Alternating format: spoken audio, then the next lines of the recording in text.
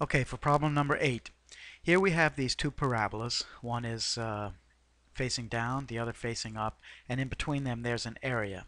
And they both are symmetric about the y-axis.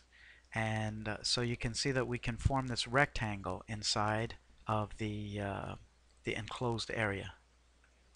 And there are an infinite number of rectangles that could be formed in there. We are looking for the rectangle that has the greatest or the largest area.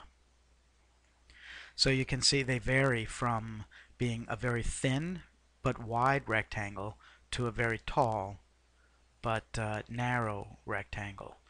And somewhere in there is an area of greatest area, and that's what we're looking for. So what we need to do is we need to find a formula for the area of that rectangle.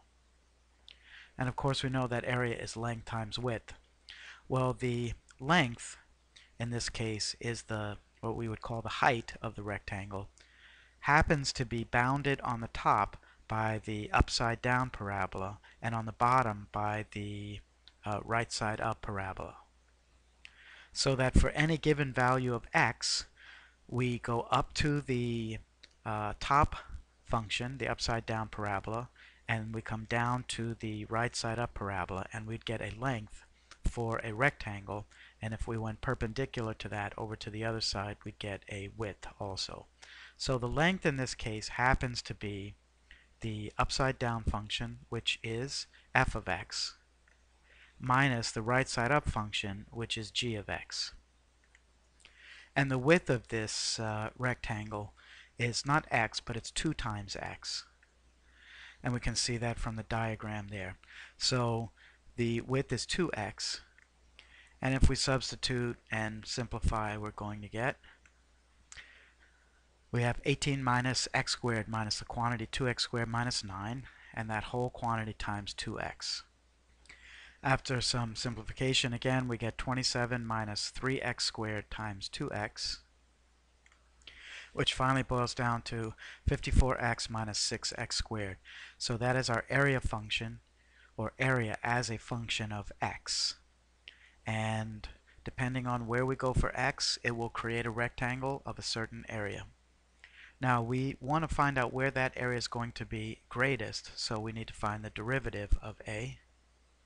Sorry, I'm going to step back 1 second. The area function, I have to multiply 3x squared by 2x, so that should be 6x cubed.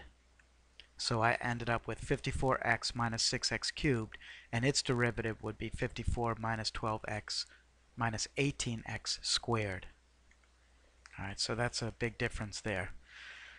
Alright, so we have 54 minus 18x squared, and we want to set that equal to 0. We can factor out the 18, and that expression will be 0 whenever x is equal to plus or minus the square root of 3. Now to be absolutely certain, well, there's two ways that we could look at this particular problem here. Of course, we know that negative square root of 3 is not a valid answer in this case in terms of dimension, but it would give us the same answer, and because we have some symmetry with x to the left and right of the y-axis. Now since we do really have, since this area is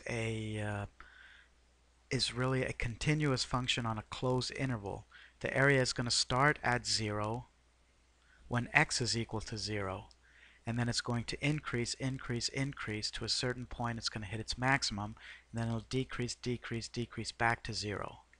Now if I wanted to find the endpoints for that, I would set the two functions equal to 0 and look for that intersection, and those points of intersection will be at plus or minus 3. So technically we know that x is going to vary between 0 and 3, and I could treat this as an absolute maximum, which in fact it is an absolute maximum problem, test the critical numbers and the endpoints, and I could find that the answer would be the greatest volume, or in area rather, would be 36 root 3.